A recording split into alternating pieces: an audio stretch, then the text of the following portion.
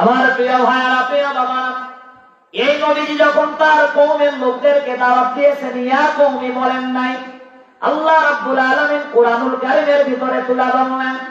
রাব্বুল আলামিন ডাক দিয়া কয়, কুল ইয়া আইয়ুহান নাসু ইন্নী রাসূলুল্লাহি ইলাইকুম জামিআ। আল্লাহর পয়গম্বর তার কওমের লোকদেরকে কি বলেছেন? আল্লাহ পাক নবীকে মেসেজ দিলেন, নবী আপনি বলেন, আপনার কওমের লোকদেরকে আপনি বলে দেন, ইন্নী রাসূলুল্লাহি ইলাইকুম জামিআ। আপনার সারা পৃথিবীর মানুষগুলোকে এই মেসেজটুকু দিয়ে দেন যে তোমাদের সকলের জন্য আমি নবীজিকে আল্লাহ রাসূল হিসাবে পাঠায়া দিলেন। প্রিয় ভাইয়ের আমার, প্রিয় বাবা, এবার আসেন নবীজির মিশন কি ছিল, নবীজির দাওয়াত কি ছিল। সূরা বাকারার 21 নম্বর আয়াতে কারিমা খুললে আপনারা পাবেন নবীজির দাওয়াতটা কি। আল্লাহর পয়গম্বর তাদেরকে ডাক দিয়া বললেন, ইয়া আইয়ুহান নাসু উবুদু রাব্বাকুমুল্লাযী খালাকাকুম ওয়াল্লাযীনা মিন ক্বাবলিকুম লাআল্লাকুম তাত্তাকুন। নারায়ে তাকবীর। আল্লাহর পয়গম্বর সকল লোকদেরকে ডাক দিলেন, নির্দিষ্ট ভাবে আল্লাহর পয়গম্বর ডাক দিলেন না, খাস করলেন না, আমভাবে ব্যাপকভাবে সকলকেই ডাক দিলেন। এজন্য অনেক বিধর্মীরাও রাসূলুল্লাহর মেসেজ পাওয়ার পরে এখনো পর্যন্ত মুসলমান হয়ে যাচ্ছে। খুশি হয় কোন মারহাবা। আজ থেকে বহু বছর পূর্বে একজন বিশাল আকারের বিজ্ঞানী ছিল, নাম ছিল Morris Bucaille. Mister Morris Bucaille ডাক দিয়া কয়, অনেক কিছু তো কিতাবাদি করলাম, ভুলও ধরলাম, তো মুসলমানদের একটা কিতাব আছে যেটার নাম হচ্ছে কোরআন, তো কোরআনুল কারীম একটু পড়বো, এরপরে দেখি তো এটাতে কোনো ভুল ভ্রান্তি খুঁজে পাওয়া যায় নাকি। কোরআনুল কারীমের ভুল কেউ কি কিয়ামত পর্যন্ত ধরতে পারবে? কথা কয় না, জোরে বলেন পারবে? আল্লাহ পাক বান্দাদেরকে মেসেজ দিয়ে মহান রব্বুল আলামিন বলেছেন যে কতখানি জ্ঞানী হয়েছে দেখি তো, ফাতুবি সূরাতিন মিন মিসলি, আবার কোরআনের মধ্যে একটা সূরা বানায় এনে দেখাও দেখি।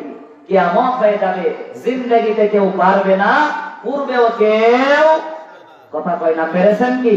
জিকির করেন লা ইলাহা ইল্লাল্লাহ, লা ইলাহা ইল্লাল্লাহ, লা ইলাহা ইল্লাল্লাহ।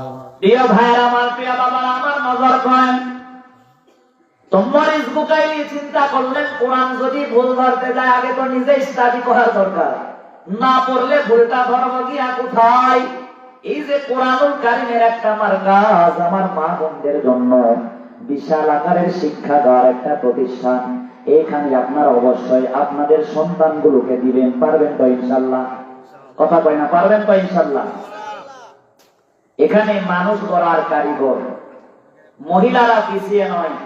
একজন মা যদি আবেদা, আলেমা, সালেহা হয়, তাদের পেট থেকে আব্দুল কাদের জিলানী বের হয়ে আসবে। বলে বলেন ঠিক কিনা? কিন্তু মা বোনেরা যদি মমতাজ মার্কা হয়, পেট থেকে আব্দুল কাদের জিলানী বের হওয়া তো দূরের কথা, বুলেট আর ট্যাবলেট, মিস্টার টুন আর মিশা বের হবে। জোরে কোন ঠিক কিনা? এজন্য মা বোনদেরকে হুঁশিয়ার হওয়ার দরকার। জোরে বলেন, আছে না নাই? কিছু কিছু মা বোন তো সিরিয়াল নিয়েই পাগল। আরে নামাজ রোজা ছাড়তে পারে ওরা, স্বামী সংসার বাদ দিতে পারে ওরা, ছাড়বে না হিন্দি সিরিয়াল। হিন্দি এখন ঘরে ঘরে বাঁধাইছে গোলমাল, হিন্দি এখন ঘরে ঘরে বাঁধাইছে গোলমাল। স্মার্টফোন আসার পূর্বে মা বোনদের এত পরকিয়া বেড়েছে, মোবাইল না আসায় মনে হয় ভালো ছিল। কোন ঠিক কিনা?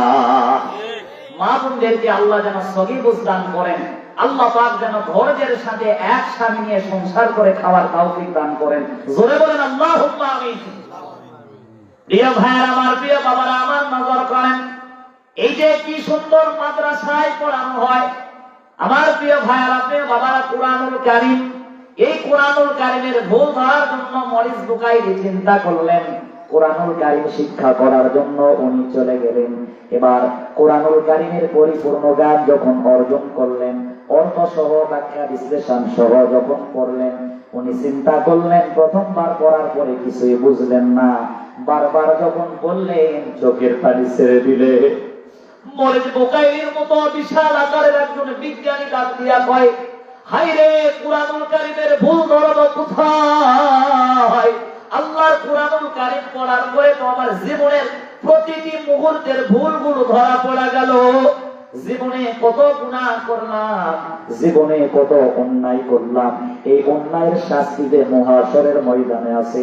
কোরআনের ভুল ধরতে এসে কোরআন না পড়লে তো আমি জীবনেও জানতাম না। সুতরাং এই কোরআনওয়ালার কাছে, এই কোরআনুল কারীমের মালিকের কাছে, এই কোরআনুল কারীমের কাছে আত্মসমর্পণ করে আমি মরিচ বুকাইরি জীবনের ভুলগুলো বুঝতে পেরে কোরআনওয়ালার কাছে আমি তাওবা করে মুসলমান হয়ে গেলাম। আছি গো ডুবে আমি পাপেরই সাগরে, না জানি কি হবে ওপারে হাসরে।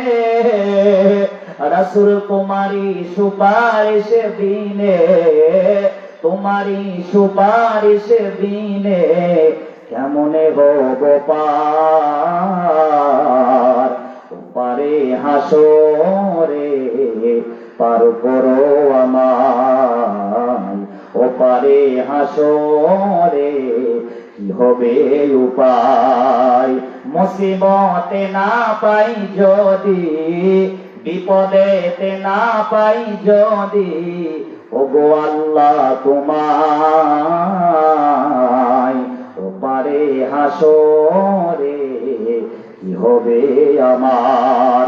কবরে হাসরে আল্লাহ যেন আমাদেরকে রাজিয়ার খুশি হয়ে জান্নাত হিসাবে আল্লাহ যেন বড় পুরস্কার দান করেন। জোরে বলেন আল্লাহুম্মা আমিন। প্রিয় ভাইরা আমার, প্রিয় বাবারা আমার, নজর করেন ও কলিজার টুকরা মায়েরা, দিলের কান লাগায় শুনো গো। কেন মাদ্রাসায় আপনার কলিজার টুকরা মেয়েকে দিবেন না? আপনি যখন আরামের ঘুমে ঘুমন্ত ভোরে, তখন এই বোনদেরকে ডাকা হয়। ছোট কচি কচি সন্তান যাদের জীবনে এখনো গুণা লেখা শুরু হয় নাই, এরা ফজরের আজানেরও 1 ঘন্টা 1.5 ঘন্টা পূর্বে ওঠে। যেহেতু আমিও একজন মাদ্রাসা পড়ুয়া, মাদ্রাসার স্টুডেন্ট, আমিও পড়েছি। এই কলিজার টুকরা কোমলমতি শিশুগুলো আপনি ঘুমিয়ে, আর তারা মাদ্রাসায় কি সুন্দর করে পড়ালেখা করে। ভোরে উঠে যখন তাহাজ্জুদের যায় নামাজে, মুসাল্লায় যখন নামাজে দাঁড়ায় যায়, তাদের জীবনে তো কোনো গুনাহ নাই। এরপর এরা যখন নামাজ আদায় করার পরে কোরআনুল কারীমের তেলাওয়াত করা শুরু করে, আল্লাহ বলেন গোটা দুনিয়ার মানুষ তাদের বিরুদ্ধে লাগতে পারে, একজন তালিবে ইলমের জন্য শত্রুতা করতে পারে, কিন্তু তাদের ভয় নাই, চিন্তা নাই। তাদের জন্য কারা দোয়া করবে তোমরা শুনলে অবাক হয়ে যাবা। নবীজি ডাক দিয়া কয়, হাত্তা হিতামু ফিল মা ওয়ান নামলাতু ফি তুগরিহা। নবীজি 1000 বছর পূর্বে সোনার জাবানে ডাক দিয়া কয়, একদম কোরআনুল কারীমের তালবে ইলম যখন শেষ রাত্রিতে আল্লাহ যখন বান্দার নিকটে, আল্লাহ প্রথম আসমানে যখন নেমে আসলেন, আর বান্দা যখন আল্লাহর নিকটবর্তী হওয়ার জন্য বান্দা যখন সেজদা লাগায়া দিয়া এরপরে আল্লাহর কোরআনুল কারীম তেলাওয়াত করার জন্য যখন পড়ে, আল্লাহর নবী ডাক দিয়া কয় তাদের জন্য হাত্তা হিতামু ফিল মা, পানির মাছেরা আল্লাহর কাছে মাগফিরাত চায়। শুধু পানির মাছেরা মাগফিরাত চেয়ে কাম নয়, গর্তের ভিতরে যতগুলো পিপিলিকা পোকামাকড় থাকে, নবী আমার ডাক দিয়া কয় একদম তালবে ইলমের জন্য গর্তের পিপিলিকা গুলো আল্লাহর কাছে মাগফিরাত কামনা করতে থাকে। নারায়ে তাকবীর। আল্লাহ ডাক দিয়া কয়, দৃশ্যটা আমার এমন ভালো লাগে, দৃশ্যটা আমার এমন ভালো লাগে, কোন তালবে ইলম যদি কোরআন পড়তে পড়তে তালবে ইলম অবস্থায় দুনিয়ার বুক থেকে বিদায় নাই, আল্লাহ নবীর মাধ্যমে আমার আল্লাহ জানা দিলেন এই তালবে ইলমকে শাহাদাতের মর্যাদা দান করব। আর তালবে ইলম কবরে আসছে দেরি, আমি আল্লাহ পাকের কোরআন পড়ার কারণে ওই কবর থেকে জান্নাত পর্যন্ত রাস্তা বানায় দিতে আমি আল্লাহ পাক 1 মুহূর্তের জন্য দেরি করব না। কোরআন শেখাও ছেলে মেয়েকে ওহে মুসলমান, জান কবজের সময় তোমার হইবে রে আসান। একটি ছেলে আলেম হলে পড়বে কোরআন মৃত্যুকালে, একটি মেয়ে আলেমা হলে পড়বে কোরআন মৃত্যুকালে, ভেগে যাবে মজুদ শয়তান, আসবে রে ঈমান। জান কবজের সময় তোমার হইবে রে আসান, জান কবজের সময় তোমার হইবে রে আসান। হাদিসেতে বলেন নবী, জান কবজ হবে যখনই, হাদিসেতে বলেন নবী, জান কবজ হবে যখনই পড়বে কোরআন মৃত্যুকালে, পড়লে কোরআন মৃত্যুকালে দূর হবে শয়তান। জান কবজের সময় তোমার হইবে রে আসান। এই কলিজার টুকরা বাবা, আমি নিজের চোখে দেখলাম কত হাফেজার মা, কত দাদা ইন্তেকালের আগ মুহূর্তে বাবা এবং দাদার শিয়রের পাশে বসে বসে আল্লাহর কোরআনুল কারীম থেকে সূরাতুল ইয়াসিনের তেলাওয়াত গুলো করে, নিজের সন্তান যখন কোরআনুল কারীমের তেলাওয়াত গুলো করে, বাবার অন্তিম সময়, বিদায়ের সময় যখন জানটা কবজ করা হবে, মুমূর্ষর সময় নবীজির মাধ্যমে আল্লাহ জানায় দিলেন, ওয়া জাআত সাকরাতুল মাউত বিল হক, মরণের যন্ত্রণা, মরণের কষ্ট অবশ্যই সত্য। এজন্য নবীজিও তার জান কবজের পূর্বে বলেছিলেন, ইয়ে আজরাইল, তুমি কি আমার বুকের উপরে উহুদ পাহাড় চাপালা? আজরাইল ডাক দিয়া কয়, নবী গো, ওই যে হযরতে আদমের বড় পুত্র হযরতে হাবিল, তার জান কবজ করা থেকে নিয়ে আজ পর্যন্ত আপনার জান কবজ করতে এসেছি, যত মানুষের জান কবজ করেছি তার চাইতে সহজভাবে আপনার জান বের করার চেষ্টা চালাই। নবী আমার ডাক দিয়া কই, ও ভাই আজরাইল, আমার জান কবজ করা যদি সহজ বুদ্ধ হয়, আমি নবী মনে করতেছি আমার বুকের উপরে উহুদ পাহাড় আল্লাহ চাপায়া দিয়েছেন। নবী আমার অন্তিম কালে আমাদের মতো গুনাহগারদেরকে বলেন না, আল্লাহর কাছে দুহাত তুলে দোয়া করে, ও আল্লাহ, যত বড় আমারে দুঃখ দাও, সাফা পাহাড় চাপায়া দাও, মারওয়া পাহাড় চাপায়া দাও, সাত তবক জমিন আমি নবীর বুকের উপরে চাপায়া দাও, কিন্তু আমার অন্তিম কালে আপনি ওয়াদা করেন আমার গুনাহগার উম্মতেরা দুর্বল হবে। তুমি না কোরআনুল কারীমের ভিতরে বলেছো, খলিকাল ইনসানু দাইফা, মানুষগুলোকে তুমি বড় দুর্বল করে তৈরি করবা। ওগো আল্লাহ, আমার গুনাহগার উম্মত গুনাহের কারণে তাদের মরণের সময় কষ্ট দিয়েন না, আমার উম্মত গুলো সহ্য করতে পারবে না। আল্লাহ রাব দিয়া কই, নবী গো, এমন একটা আমল শিখায়া দিলাম, আপনার গুনাহগার উম্মত এবং আমার প্রকৃত বান্দা যদি আমল করতে পারে। নবী বলেন, আমলটা কি?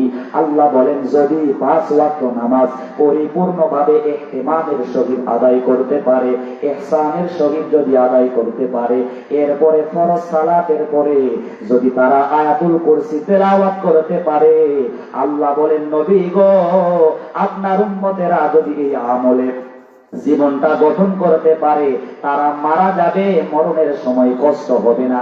একজন দুধবাহী সন্তান মার দুধ খেতে খেতে যেমন ঘুমায়া যায়, এমন ভাবে জান কবজটা আমি আসান করে দিব। আর এই মানুষ আয়াতুল কুরসির আমল করার কারণে মরে না, তাই আল্লাহর জান্নাতে যায় না। নারায়ে তাকবীর! মরলে সরাসরি আল্লাহর জান্নাতে চলে যাবে। খুশি হয় কোন মারহাবা। আর আমরা মনে করেছি শুধু মনে হয় দাড়ি রাখা, জুব্বা পরা, বোরকা পরা এটাই শুধু ইসলাম। ইসলাম পরিপূর্ণ মানতে গেলে আমাদের জন্য কিছু বেসিক আমল আছে, আমলগুলো ধরার দরকার। জোরে বলেন আছে না নাই? কথা কয় না, জোরে বলেন আছে না নাই? সুন্নাত নয় শুধু দাওয়াতের মেহমান, সুন্নাত নয় শুধু খাওয়া শেষে মধুপান, আরো কিছু সুন্নাত আছে তুমি জানো কি? জানলেও জীবনে কখনো তা মানো কি? সুন্নাত নয় শুধু নির্জন ধানে যাওয়া, আরো সুন্নাত হলো অপরের আঘাত খাওয়া সুন্নাত নয় শুধু নমনীয় আলাপন, সুন্নাত প্রয়োজনে হুঙ্কার গর্জন। নারায়ে তাকবীর। সুন্নাত নয় শুধু মেষ চড়াতে যাওয়া, আর সুন্নাত হলো রাষ্ট্রনায়ক হওয়া। মহব্বতে তার সুদিনের সাথী তুমি, দুর্দিনেও তার পাশে থাকো কি? আরো কিছু সুন্নাত আছে তুমি জানো কি? জানলেও জীবনে কখনো তা মানো কি? আরো কিছু সুন্নাত আছে তুমি জানো কি? জানলেও জীবনে কখনো তা মানো কি? আল্লাহ যেন নবীজির সকল মুর্দা সুন্নতকে জিন্দা করার তৌফিক দান করেন। খুশি হয়ে কোন আমিন। নবীজি ডাক দিয়া কয়, মান তামাসসাকা বিসুন্নতি ইনদা ফাসাদি উম্মতি। আল্লাহর পয়গম্বর ডাক দিয়া কয়, আমার উম্মতের বিপর্যয়ের সময়, আমার উম্মতের ভয়াবহতার সময়, দুর্দিনের সময় যদি কোনো আমার উম্মত একটা আমি নবীজির বিলুপ্ত হয়ে যাওয়া সুন্নতকে জিন্দা করতে পারে, একটা সুন্নতকে যদি বান্দা আঁকড়ে ধরতে পারে, মিআতা শাহীদিন, আল্লাহর পয়গম্বর বলেন হারিয়ে যাওয়া, বিলুপ্ত হয়ে যাওয়া একটা সুন্নাতকে জিন্দা করার কারণে ওই উম্মতের আমল নামায় আল্লাহ পাক 100 গলা কাটা শহীদের মর্যাদা দিয়ে দিবে। নারায়ে তাকবীর। দাড়ি রাসূলের সুন্নাত বিলুপ্ত হয়নি, জোরে বলেন ঠিক কিনা? টুপিও আছে, খাওয়ার পরে মিষ্টি খাওয়া, এটা তো না খেলে হয় না, জোরে বলেন ঠিক কিনা? ওই এত কিছু দিলেন, দই মিষ্টি না দিলে কি খাবার পরিপূর্ণ হয় নাকি? কথা কয় না, জোরে বলেন ঠিক কিনা? হে খুশি হয় কোন? মারহাবা। মারহাবা দাও খাবার। খাবার তো খেয়েছেন, খেয়েছেন তো ইনশাআল্লাহ? কথা কয় না, খেয়েছেন তো ইনশাআল্লাহ? হ্যাঁ, যারা আয়োজন করেছেন আল্লাহ যেন এই আয়োজনকে কেন্দ্র করে কিয়ামতের দিনে মুসিবতের সময় যেন নাজাতের ওসিলা বানায় দেয়। জোরে কোন আল্লাহুম্মা আমিন। তো রাসূলুল্লাহর সব সুন্নতি জিন্দা আছে, বিলুপ্ত হয়ে গিয়েছে। রাসূলুল্লাহ যে মক্কা মুআজ্জামা থেকে মদিনায় যাওয়ার পরে কোরআনুল কারীমের আইন দিয়া তাগুতি শক্তিকে দূরীভূত করে কোরআনের রাজ কায়েম করে আবার মক্কা মুআজ্জামায় ফতে মক্কা অর্থাৎ মক্কা বিজয় করলেন। এই কোরআনুল কারীমের আইন সমাজে প্রতিষ্ঠিত করা রাসূলুল্লাহর সবচাইতে বড় সুন্নাত। জোরে বলেন কথা ঠিক কিনা? এই সুন্নতের আন্দোলন যদি না করতে পারেন, রাসূলুল্লাহর বিলুপ্ত হয়ে যাওয়া সুন্নতের আমল খুঁজে ভবিষ্যতে আমরা দেখতে চাই আগামীর বাংলাদেশ যেন কোরআন সুন্নাহ ভিত্তিক পরিচালিত হয়। যাদের হাতে পরিচালিত করবে তারা আল্লাহর কোরআনুল কারীমের আইন দ্বারা পরিচালনা করতে পারবে। আল্লাহ যেন তাদের হাতেই বাংলাদেশকে নষ্ট করেন। আওয়াজ দিয়ে কোন আল্লাহুম্মা আমিন। আমার প্রিয় ভাইয়েরা, প্রিয় বাবারা, নজর করেন। তাইলে আমার পয়গম্বর তার কওমের লোকদেরকে ডাক দিয়ে বলেছিলেন, এ আমার কওমের লোকেরা, তোমরা শোনো গো, তোমরা শোনো গো। ইয়া আইয়ুহান নাসু উবুদু রাব্বাকুমুল্লাযী খালাকাকুম ওয়াল্লাযীনা মিন ক্বাবলিকুম লাআল্লাকুম তাত্তাকুন। আমার নবী কওমের নবী নয়, সারা পৃথিবীর সকল মানুষগুলোকে আল্লাহর নবী ব্যাপকভাবে ডাকলেন, খাস করে ডাকলেন না। নবী আমার আম ভাবে ডাকলেন, ইয়া আইয়ুহান নাস, হে লোক সকল, উবুদু রাব্বাকুম, তোমরা সেই রবের ইবাদত করো, আল্লাযী খালাকাকুম, যিনি তোমাদেরকে সৃষ্টি করেছেন, ওয়াল্লাযীনা মিন ক্বাবলিকুম, শুধু তোমাদের সৃষ্টিকর্তা নয়, তোমাদের পূর্বে হযরতে আদম থেকে নিয়ে তোমাদের পূর্বপুরুষ পর্যন্ত যত মানব দুনিয়াতে আছে তাদের সকলের সৃষ্টিকর্তা। জোরে বলেন কে? কথা কয় না, জোরে বলেন কে? নবী আমার ডাক দিয়া কয়, আল্লাযী খালাকাকুম ওয়াল্লাযীনা মিন ক্বাবলিকুম, তোমাদেরকে এবং তোমার পূর্ববর্তীকে যিনি সৃষ্টি করেছেন তার গোলামি করো, লাআল্লাকুম তাত্তাকুন, যদি তোমরা মুত্তাকি হও, যদি তোমরা পরহেজগার হও, তাইলে একমাত্র আল্লাহর গোলামি করো। কেন সে আল্লাহর গোলামি করবে না?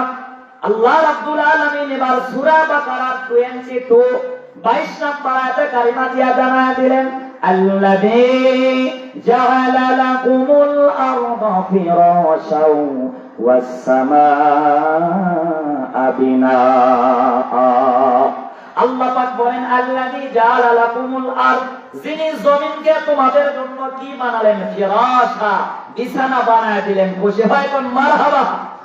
জমিনকে আল্লাহ বিছানা বানায় দিয়েছেন। জোরে বলেন ঠিক কিনা? এই গোটা পৃথিবীতে আগে মাটি ছিল না, পানিতে পরিপূর্ণ ছিল, আসমানটা পানির উপরে ভাসমান ছিল। আল্লাহ পাক দুনিয়াতে প্রতিনিধি দিয়া আবাদ করবেন বলে দুনিয়াতে আল্লাহ তাবারক তাআলা মাটি দিয়ে 3 ভাগের 1 ভাগ মাটি দিলেন, 2 ভাগ পানি তাই রেখে দিলেন। খুশি হয় কোন মারহাবা। প্রিয় ভাইয়ার আমার, প্রিয় বাবার আমার, এজন্য আল্লাহ রাব্বুল আলামিন ডাক দিয়ে বলেন জাআলা লাকুমুল আরদা ফিরাশা, যিনি তোমাদের জন্য জমিনকে বিছানা বানায়া দিলেন, ওয়াস সামাআ বিনাআ, আর যিনি আসমান থেকে তোমাদের জন্য বারিশ বর্ষণ করেন। মাঝে মাঝেই বারিশটা আমাদের জন্য রহমত, আবার কিছু সময় আমাদের জন্য গজব হয়ে দাঁড়ায়। জোরে বলেন ঠিক কিনা? যেমন আজকের পানিটা আসলে মাহফিল আমাদের জন্য রহমত একদিকে নিব, কিন্তু আরেকদিকে আমাদের জন্য একটু বিপদই ছিল। জোরে বলেন ঠিক কিনা? কিন্তু আল্লাহ পাক তিনি যা করেন বান্দার ভালোর জন্যই করে থাকেন। হয়তো আল্লাহ পাক এটাতে আমাদের জন্য রহমত লুকিয়ে রেখেছিলেন। খুশি হয় কোন আল্লাহু আকবার। প্রিয় ভাইয়ার আমার, প্রিয় বাবারা আমার, এরপরে আল্লাহ রাব্বুল আলামিন ডাক দিয়া বলেন দুনিয়াতে যে পানি দিলাম তাতে কি হয় তোমরা কি জানো? ওয়া আনজালা মিনাস সামাই মাআন ফাআখরাজা বিহি মিনাত তামারাতি রিজকাল লাকুম।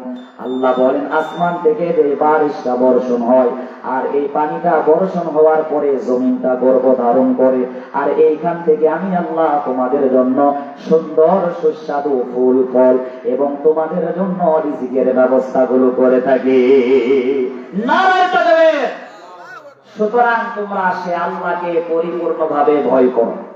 নবীজি আমার এভাবে দিনের দাওয়াত দিলেন, যখন আবু জাহেল খুব রাগান্বিত হলেন, তখন এই যে মহিলা মাদ্রাসার উদ্যোগে মাহফিল, আমার কলিজার টুকরা বাবার একেবারে শেষের দিকে চলে এসেছি। কলিজার টুকরা মা, তোমাদের দাম কত আল্লাহর কাছে বেশি, তোমাদের মর্যাদা আল্লাহর কাছে কত বড়, শুনলে আশ্চর্য হয়ে যাবা। এই ইসলামের সর্বপ্রথম যিনি ইসলামকে বুকে ধারণ করেছিলেন, ইসলাম যিনি কবুল করেছিলেন, তিনি কিন্তু পুরুষ নন, তিনি হলেন একজন নারী।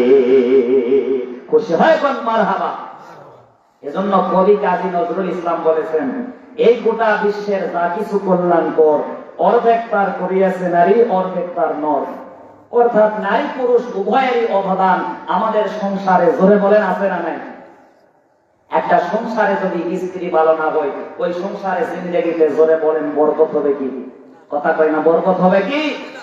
আমার প্রিয় ভাইরা, প্রিয় মামা, এজন্য আল্লাহ রাব্বুল আলামিন তার নবীকে যে নবুয়তের দায়িত্বটা দিয়া দিলেন, আল্লাহর পয়গম্বরকে বললেন, নবী গো, ওয়া আনদির আশিরাতাকাল আকরাবিন, আপনি তাড়াতাড়ি করে কোরআনুল কারীমের দাওয়াতগুলো নিকটবর্তীদের কাছে পৌঁছায়া দেন।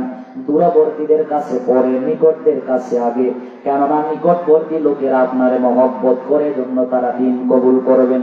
নবী আমার চলা গেলেন, আম্মা জান খাদিজাতুল কুবরা রাদিয়াল্লাহু তাআলা আনহাকে দাওয়াত দিয়া দিলেন। খাদিজাতুল কুবরা এক বাক্যে নবীজির দাওয়াত গ্রহণ করে নিলেন। নবীজি তো অবাক হয়ে গেলেন, ডাক দিয়া কই, এ খাদিজা, বেঈমানদেরকে দাওয়াত দিতে গেলে বেঈমানেরা আমাকে নানান প্রশ্ন করবে, কিন্তু তোমারে দাওয়াত দিতে দেরি, দাওয়াত গ্রহণ করতে দেরি করলা না, কারণটা কি? What is cause? আম্মা জান খাদিজা ডাক দিয়া কই, নবী গো, আপনি যে আল্লাহর নবী এইটা আমি অবশ্যই বিশ্বাস করি, কারণ এক মুহূর্তের জন্য আপনাকে ভাইয়ের হক নষ্ট করতে দেখি নাই, আপনার একদিনের জন্য কটু বাক্য উচ্চারিত করতে দেখি নাই। আম্মা জান ডাক দিয়া কই, নবী গো, আমাদের ঘরের ভিতরে খাদ্যের অভাব ছিল, একদিন দুদিন নয়, 7 দিন ধরে চুলায় আগুন জ্বলতো না। আম্মা জান বলেন, কিন্তু একদিনের জন্য আমার আর আপনার সংসারে দুজনার ভালোবাসার মাঝে কোনো কমতি ছিল না। নারায়ে তাকবীর। কত কতখানি বিবি মহব্বত করলে এই কথা বলতে পারে। আর আমার আপনার বিবি ফেয়ার আমলার কিনে আনতে যদি একটু 5 মিনিট দেরি হয়, বিবিরা বলে বেটা তোর সংসারে এসে জিন্দেগিতে তুই আমারে কিচ্ছুই দিতে পারিস নাই। জোরে বলেন ঠিক কিনা? কথা পাই না, জোরে বলেন ঠিক কিনা? এজন্য তো বইয়েরা মারা গেলে স্বামীরা 7 দিন পার হতে দেয় না, বলে 8 দিনের দিনে আরেকটা নতুন আনতেছি। জোরে বলেন ঠিক কিনা? হাই রে লক্ষ্মী বউ, হাই সোহাগী বউ, বউ প্রথমে সে স্বামীর বাড়ি, ধরে না কোনো বাইনা, মুখে কিছু তুলে দিলেও গিলে খেতে চাই না। প্রথম দিন যখন আসে ঘোমটাটা দিতে দিতে একে গলার কাছে দিয়েছে, মানে মুখে তুলে দিল, বলতেছে না খাইতাম না। কিছুদিন গেলে পরে সবই বঞ্চিত করে, কিছুদিন গেলে পরে সবই বঞ্চিত করে, লাগাই ভাঙনের ঢেউ। হাই রে লক্ষ্মী বউ, হাই সোহাগী বউ, জোরে কোন ঠিক কিনা? আমার প্রিয় ভাইরা, প্রিয় বাবা, কিন্তু নবী আমার এমন ছিলেন না। আম্মা জান খাদিজাতুল কুবরা বলেন খাদ্যের অভাব, পোশাকের বড় অভাব, কিন্তু মহব্বতের কোনো কমতি নাই। এজন্য আম্মা জান খাদিজাতুল কুবরা সর্বপ্রথম নারী, তিনি আল্লাহর নবীর দিন তাকে গ্রহণ করে মুসলমান হয়েছিলেন। মুসলমানদের খাতায় 1 নম্বরে যার নাম, তিনি হচ্ছেন নারী, তার নাম হচ্ছে খাদিজাতুল কুবরা রাদিয়াল্লাহু তাআলা আনহা।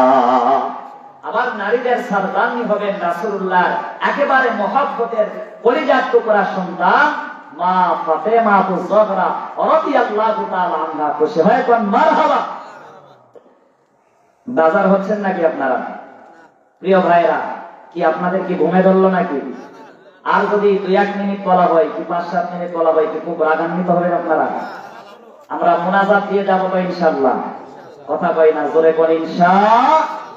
আমার প্রিয় ভাইরা, প্রিয় বাবারা, নজর করেন, এরপরে ইসলামের সর্বপ্রথম যিনি শাগিদা হলেন, তিনিও কিন্তু পুরুষ নন, তিনি হচ্ছেন নারী।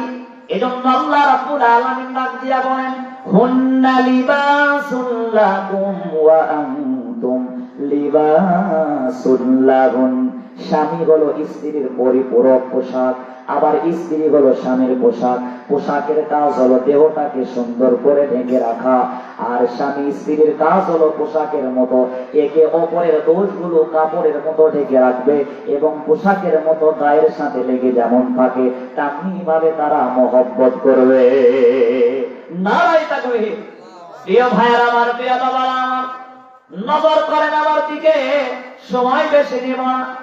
কলিজার টুকরা মা, এই মাদ্রাসায় অবশ্যই বাচ্চাদেরকে দেওয়া লাগবে, কেননা ইসলামের জন্য সর্বপ্রথম যিনি শহীদ হলেন তিনি হচ্ছেন হযরতে সুমাইয়া রাদিয়াল্লাহু তাআলা আনহা। উনি নবীর দাওয়াত পাওয়ার পরে দিন তারে গ্রহণ করলেন, কবুল করলেন, এমন ভাবে কবুল করলেন, এমন ভাবে গ্রহণ করলেন, জীবন ছেড়ে দিয়েছে, তারপরেও বাতিলদের সঙ্গে মোকাবেলা করেন নাই। কালেমার মালা আমরা গলায় পড়েছি, বলেন কালেমার মালা আমরা গলায় পড়েছি। জেলে দিবে, জুলুম করবে, মেরে ফেলবে, ফাঁসি দিবে, কাস্তে দিবে, ফাঁসি দিবে, বুঝে ফেলেছি।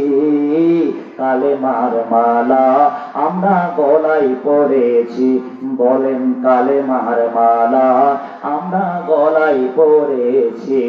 জীবনের শেষ কাল পর্যন্ত কালেমা নিয়ে বেঁচে থাকবেন তো ইনশাআল্লাহ।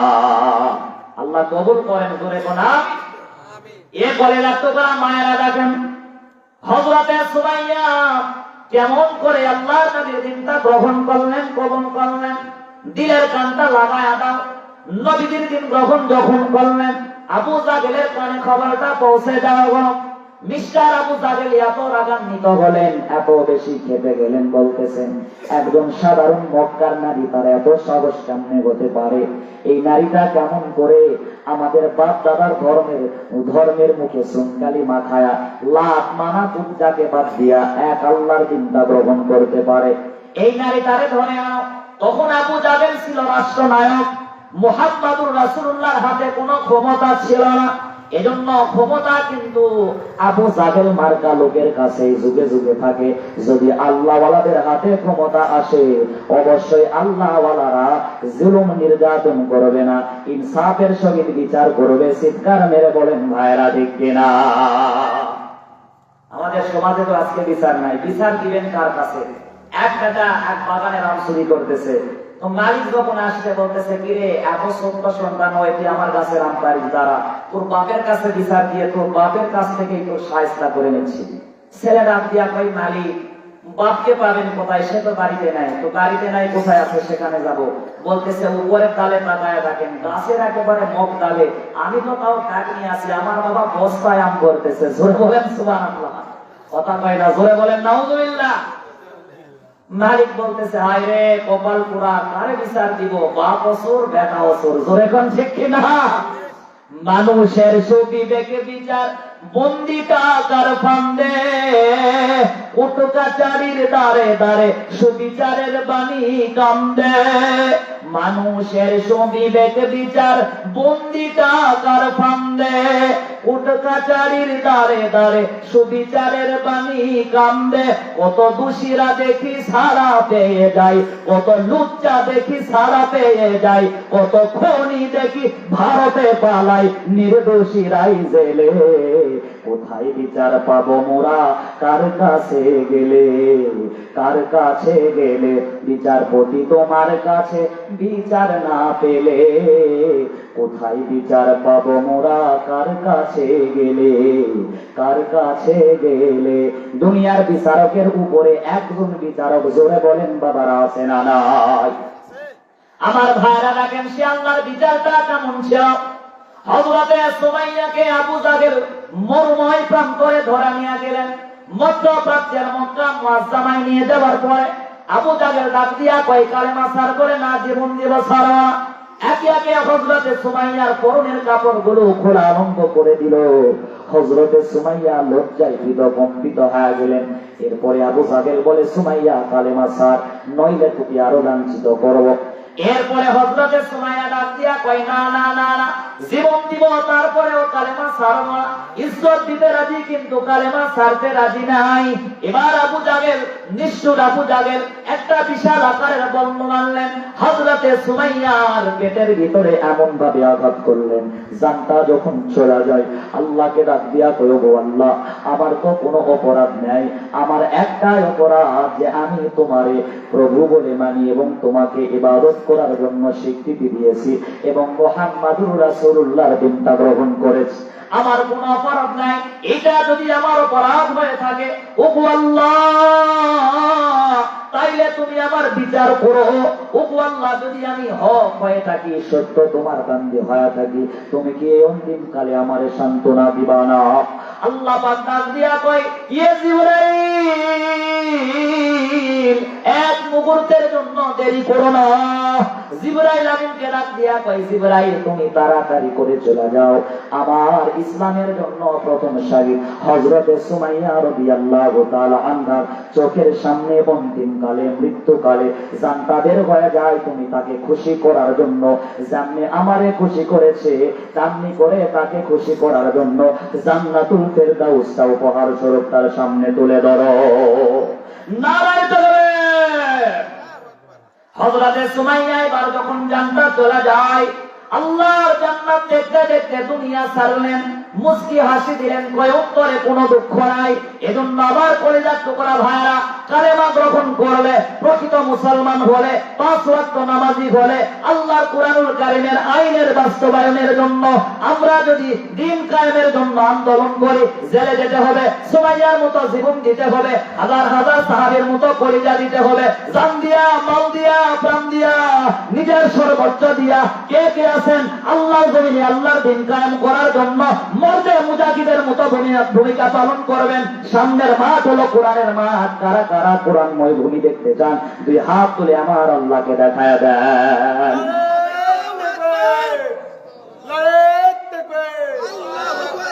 আল কোরআনের আলো ঘরে ঘরে চালো, আল হাদিসের আলো ঘরে ঘরে চালো, লড়াই থাকবে।